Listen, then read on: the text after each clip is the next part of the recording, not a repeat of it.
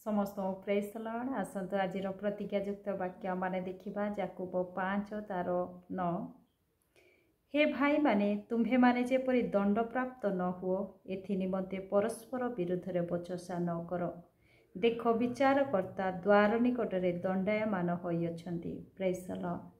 आज आमान को परमेश्वर वाक्य शिक्षा दिए आमाने परस्परर बचसा न करिबा, परस्पर विरुद्ध रे आमाने कथा न कहिबा, कारण परमेश्वर से विचारर दिन रखी अछंती जो विचार रे कि आमान समस्त कर्मर विचार हब आ से दिन से दंड देवे बोली कहती।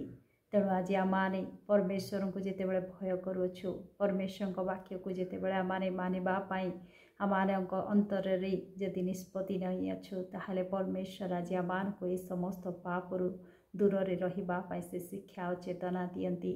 सेथिपाई तार से याकूब 4:11-12 मध्य से कहती, हे भाई माने तुम्हे माने परस्पर ग्लानि करो नाही।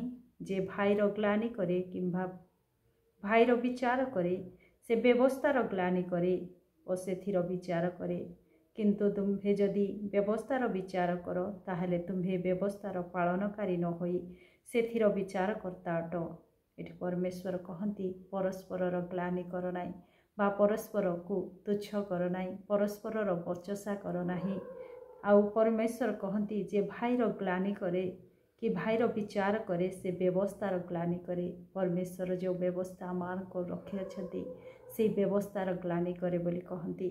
आउ परमेश्वर कहती तुम्हें माने जेतेबेले अन्यर विचार कर ताहले व्यवस्थार विचार करुअछ बोली मध्य कहती। पुणी व्यवस्था पालनकारी नहीं व्यवस्थार विचार करता होइअछ बोली कहती। आम्भे साधारण मनुष्य कि परमेश्वर व्यवस्थार विचारकारी हो पारू।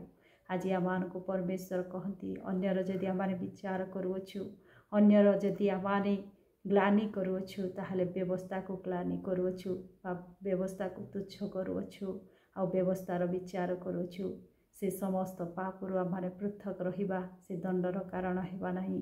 तार 12 मध्य कहती व्यवस्था दाता और विचारकर्ता जणे मात्र से रक्षा और विनाश करने को समर्थ, किंतु प्रतिवासीर विचार करुअछ जे तुम्हे किए।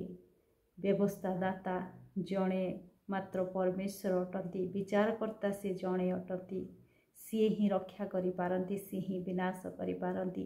तेणु अन्य जीवन उपरे आमान को विनाश करिवार अधिकार बा अन्य को आमाने विचार करिवार अधिकार आमान को परमेश्वर देई नाहांती।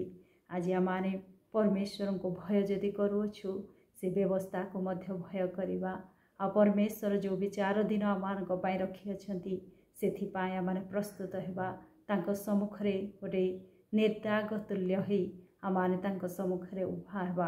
परमेश्वर कहती तुम किंतु प्रतिवासीर विचार करुअछ जे तुम्हे किए।